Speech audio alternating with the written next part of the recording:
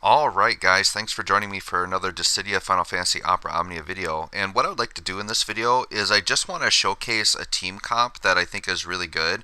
And like I said, my channel is mostly going to be like pull videos, and then I might do some like little showcases like this. So I don't know if I'm going to clear the entire Lufinia here, but I just want to show off this particular team comp and explain why this team comp works so well. I'm going to be doing this showcase here on, this is Yang's Lufinia, his Lost Chapter Lufinia. I used the same team on Nine's Lufinia and beat it pretty easily, but I'm not going to go like super in depth on like what each character kit is, but what I'm going to do is kind of in a more casual way just kind of play through it and explain how the kits are working as I go and explain why this team works so well together. So the generic overview of this is Yang's LD is going to allow him to basically every time your party member makes an action, he's going to counterattack with a kick every time, or he's going to do a follow-up. It's a very short buff duration, it's only 2 turns, but if you have characters that can act a lot in a row, that's really going to abuse that. So that's where Terra comes in. So Terra's LD is going to allow her to spam a bunch of attacks, Yang's going to do follow-ups every time, and then Garland works out great because basically his overall kit, like everything he does, delays the enemy. And then what I'm going to do in this process is I'm going to use his burst, and part of Garland's burst is when he's done, as your characters take actions, it's going to build stacks and it's going to give you really good party-wide buffs. And so then Terra can abuse that with Garland as well, and then we're going to be delaying the enemy so much and attacking so much with Yang.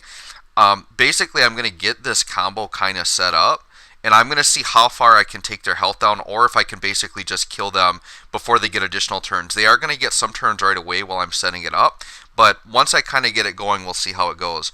So with Garland, what I want to do is once Yang is set up and he has his counterattacks, I'm going to burst with Garland pretty much as soon as I can. So Yang doesn't have his counters up yet, so I'm not going to do the burst. I'm just going to use his LD to get started.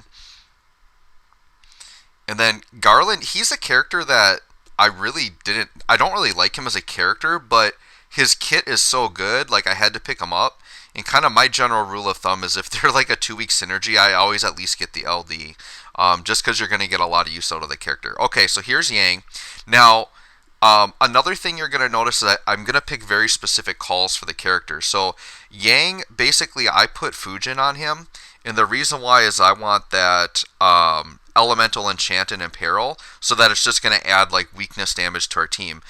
You could do this with other Enchant Imperils, so like if you have Iggy or someone like that, you could throw Iggy on there and he would work well as also, but I don't have Iggy, so I'm going to use Fujin. I actually like Fujin. I know people don't really recommend to pull for her, but I really like her. So I'm going to do my Fujin call to get weakness damage up.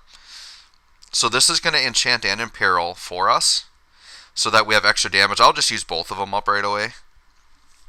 I'm not really going for like a strategic run right here. I'm just going to kind of show you how this works. So then what I'm going to do is I'm going to use Yang's LD, which is this Orbital Strike here. And this gives him a 2-turn buff that now anytime a party member takes an action, he's going to follow up immediately. And you can see he follows up his own attacks as well. So that was his follow-up right there. Now, Terra, normally what you would do is you'd use Chaos Wave, and she's going to start spamming attacks. I'm going to let Garland go off first before I start doing your Chaos Wave because I want to build Garland stacks. But you'll notice on Terra, I put Hope on Terra. Like, to me, like, Terra and Hope are attached at the hip, because Hope's really unique with his LD because he actually gives just generic magic imperil, which is going to make Terra so much stronger. So pretty much on every team I use Terra on, like she's like, I've got Hope just like attached to her at her side. So I really like to run Hope with Terra as the call. So for Terra right now, I'm just going to go and just do a regular attack here. We'll just do the Magic Meltdown. Now, Yang is free on this turn to do whatever he wants because he still has 2 turns on his buff. So I'm free to act now without using an LD and he'll be okay. So I'll just do a Kick Plus. And then I'm going to let the enemies act here. We should be fine. Or actually, no, we got an extra break there, so that's nice. So that's the thing, too, with his follow-up. If it's on a turn where the enemy's going to refresh their Brave, they'll refresh and then he'll do the follow-up. So I actually got a break, and so now Garland's going to go to town. And this is great because he's going to delay them all. And with Garland, you're going to notice I've got Jack LD. And so Jack LD call, and any of you that keep up with the game know that he's one of the best calls in the game. Jack is another character that I really don't like and never like wanted to get him, but I pretty much did pull him for his LD. I've actually never used him in my main party. And I've gotten more use out of him than almost anyone because I bring him as a call like everywhere. The main thing with his, and I'll just throw down his other one as well.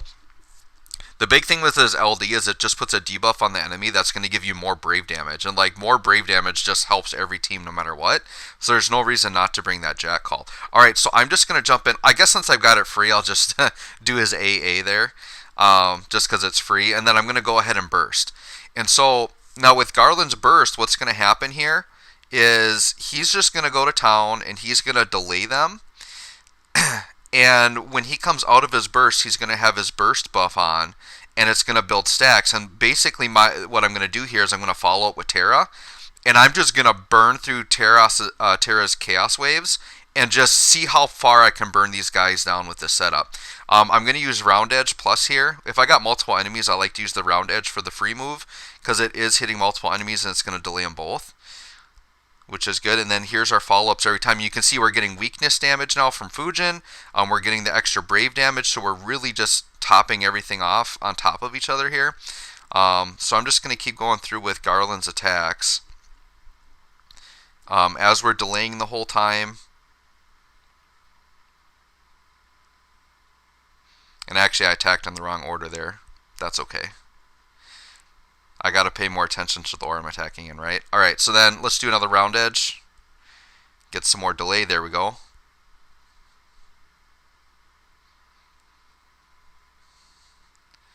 Okay, and we'll just swing again. So we've already got him, and this is a Lufenia fight, by the way, right? So we're already getting to like that 80% threshold.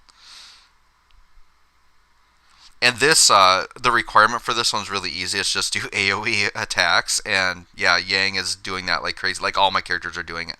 Alright, I'm going to do Mega Burst on this one because he's got a little bit higher health here. Alright, so now I've got pretty much everything set up how I want. The only thing I have to do is on Terra, I got to use my Hope Call. But then I'm going to have all my calls working. I'm going to have all my characters working, right? So we've got that 6-turn buff on Garland, and you'll see it has a 1 next to it. So it's got 1 stack, but even Yang's additional there threw a stack on it. So now we're going to build up stacks really fast. So Terra, basically I've got my setup now. So I'm going to use Purification, which is going to give them the magic attack down, or the magic resist down. So we're going to imperil for magic. We're doing weakness damage. We have Jack's debuff on him, so we're doing extra brave damage. So now we're pretty much going to coast from here. So I've got Chaos Wave. And then Terra, you just kind of pick and choose if you want AoE attacks or if you want single target. So what I usually like to do with Terra when I'm going to town like this is I'll try to keep the enemies fairly even. And even if I don't fully know the boss's mechanics, if there's multiple enemies, my general rule is I try to kill them as close to the same time as possible.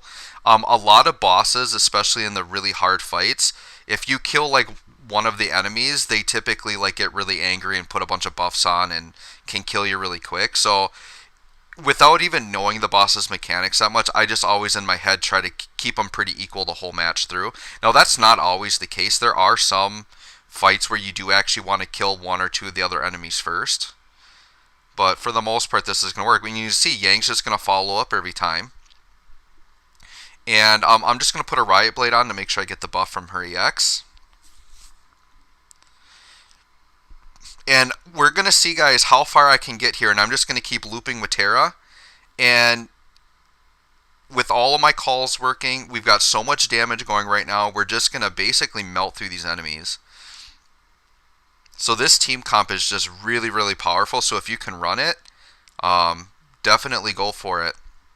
And the thing is this team comp, if you play it right, works even if like the enemies heavily resist magic. So I just did 9's Lufenia with this, and I'm pretty sure that one heavily resists magic. But because you run the Enchant and Peril, you can get through the whole thing just on that Fujin Enchant and Peril with Terra and just basically blitz through it. And then now you can see I've got a Terra friend that I can bring in at any point. I've still got my summon to use. I got him down to 60%. I'm going to just keep going. And I know it's going to be pretty repetitive at this point, but you see how great this works. And, you know, Yang himself, like, he's a very, very simple character. He's just a straight-up attacker, not too complex, very easy to use. It's just about putting him in the right team comp. So now I'm back to Chaos Wave again. And the thing is even though Terra doesn't have delay in her kit, in a way she kind of does because she's taking so many turns that the enemy's Brave keeps resetting and I keep breaking them over and over again. So, it's not as efficient as, say, if Garland were doing this and delaying them every turn, or another delay character like Aranea, but, yeah, just having all these turns and kind of going to town, we're just going to keep breaking them, pushing them back. Now, I'm probably taking this a little bit more aggressively than I normally would, but I'm just, for the sake of the showcase, I'm just showing you, like, how much we can do without the enemies getting a turn if you have the proper setup. So I don't know that I'm going to get all the way through this. Terra's probably going to burn out, and I, used my burst right away. But you can see that Garland's burst, his stacks are up to 5. So I believe it's giving like an attack damage boost to the party, which is really powerful. I love characters that give attack damage boosts in like the party auras. So like, it was such a nice surprise to see Sarah's LD rework, her early rework, because she's been like a mainstay. Like, if I can use her, she pretty much slots in. She's just like Paladin Cecil that way. And since Paladin Cecil has basically just been like locked out of everything, here's my last Chaos Wave, by the way. Obviously, this isn't the best like skill management. You probably wouldn't want to burn through everything so fast. But once again, I'm just going to show you how far we can get here.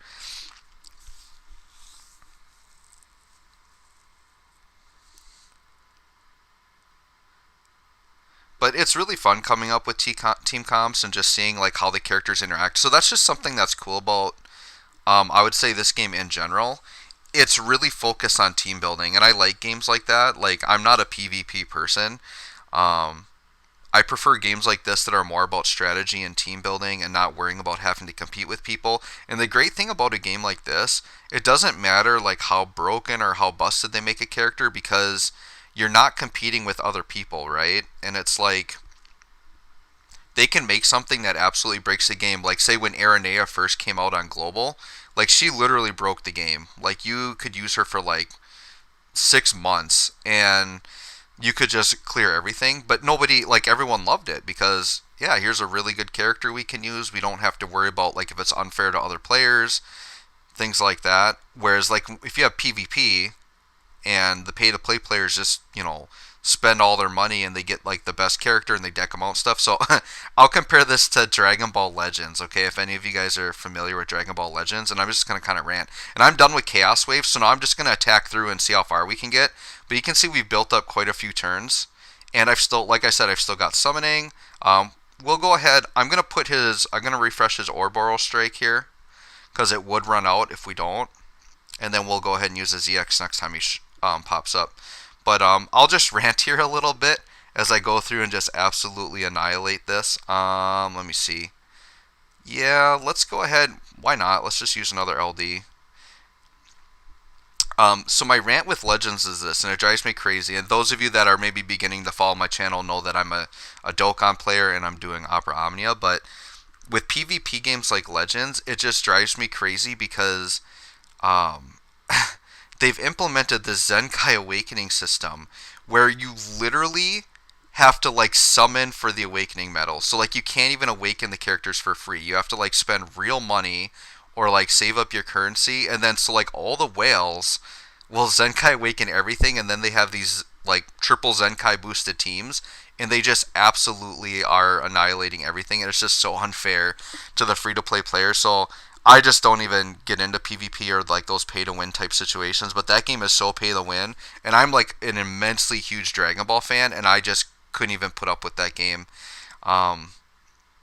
Yeah, it's just, because like even like not liking PvP, I could still enjoy the single-player version of it, right?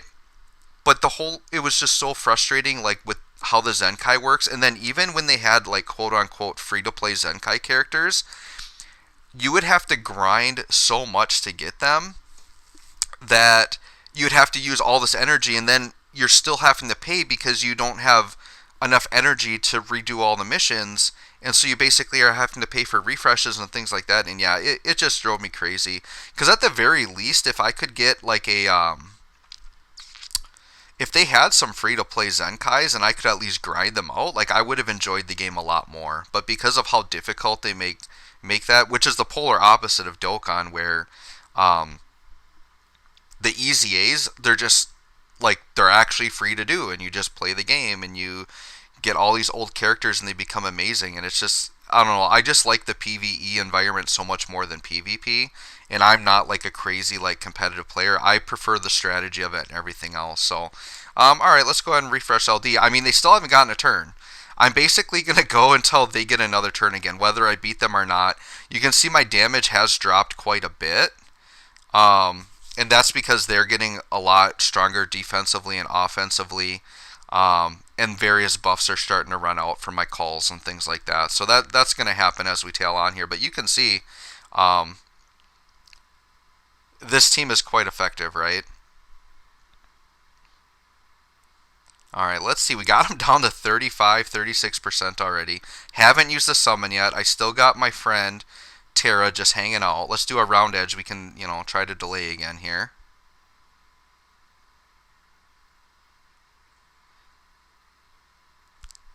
But yeah, it's just when you can just combo characters up and like, so what I like about this game, like I said, there's the whole strategy piece of it, but it's about team building and it's like playing chess, right? So I'm really into strategy.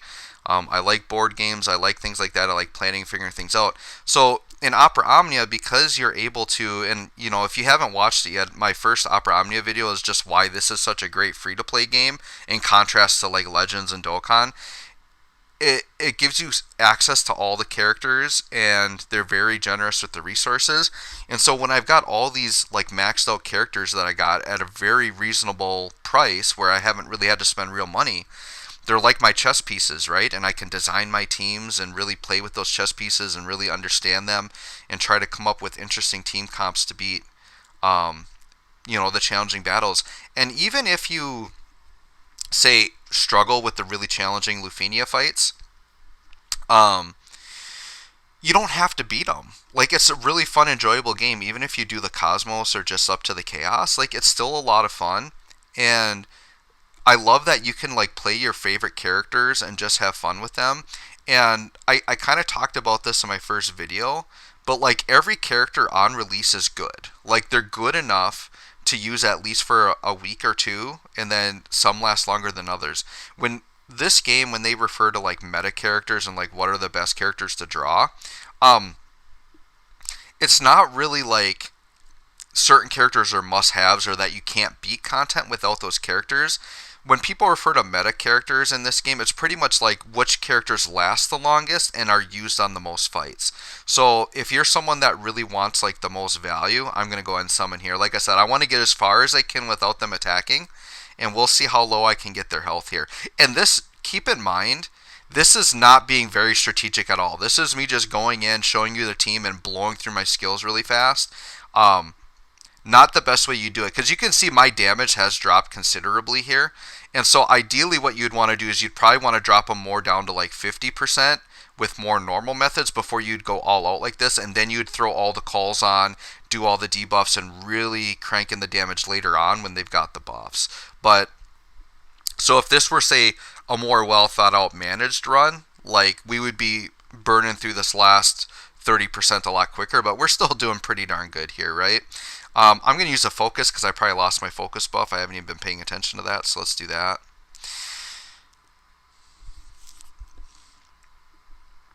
So anyways, just the whole idea of having your favorite characters in this game and being able to use them. And there's some characters you can be creative and like get them through a lot of content even when they're outdated. So a good example of this is Rem. I really actually like Rem in this game.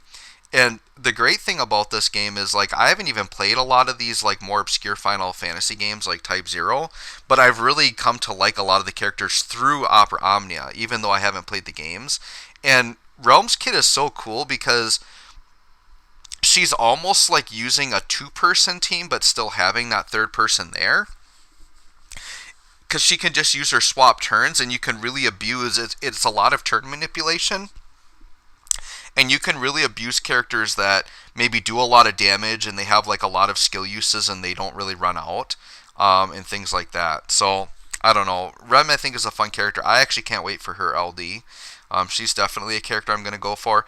Also, just in terms of like Characters I'm really excited for. I know it's kind of like pretty well known, but like Tifa's coming out soon, and I really want to get her. And it's not just because she actually is like one of the most broken characters that comes out. She's like an insane single target DPS character, like very high damaging character. Like I'm gonna go all out. I'm gonna blue her armor out. I'm gonna summon for LD if I have to pity it. Doesn't matter. Do all that, but I'm a big Final Fantasy VII fan anyways, and I really like Tifa. So like she's a character that I actually always maxed out, even when she wasn't like considered a good character, just because I liked her and I used her, right? Alright guys, I just want to put this little piece on the end and just kind of review the team again and once again explain my choices. The other thing, there's a quick little correction I have. In the video, I think I said it was Yang's Lufinia. Technically, it was Desh's Lost Chapter, Lufinia, but Yang was featured on that, so like part of the mechanics worked to his advantage there. So, anyways, once again, this is the team that I had. Once again, Terra, basically her job is just to spam a lot of attacks in a row. Garland's role is basically to delay the enemy, use his burst to get that burst buff, and then Yang is there basically to use his LD, and then he will do follow-ups on all of your characters' attacks. For my calls, once again, Terra, I always like to bring Hope because Hope does magic resist down. Jack is pretty much literally like his name, Jack of all trades. You want to use him on like every team because he's always going to give that extra brave damage to your team. And then with Yang, I like to put the Imperiler on there. So I use Fujin, but you could use Ignis or somebody else that has the Imperil. And basically all these things combined is going to maximize the damage. You're going to be able to abuse Yang and his repetitive attacks and pretty much just go to town. So thanks for watching, guys. I really appreciate it. If you like my content, please subscribe. And hopefully we'll see you guys all in the next one. Later, guys.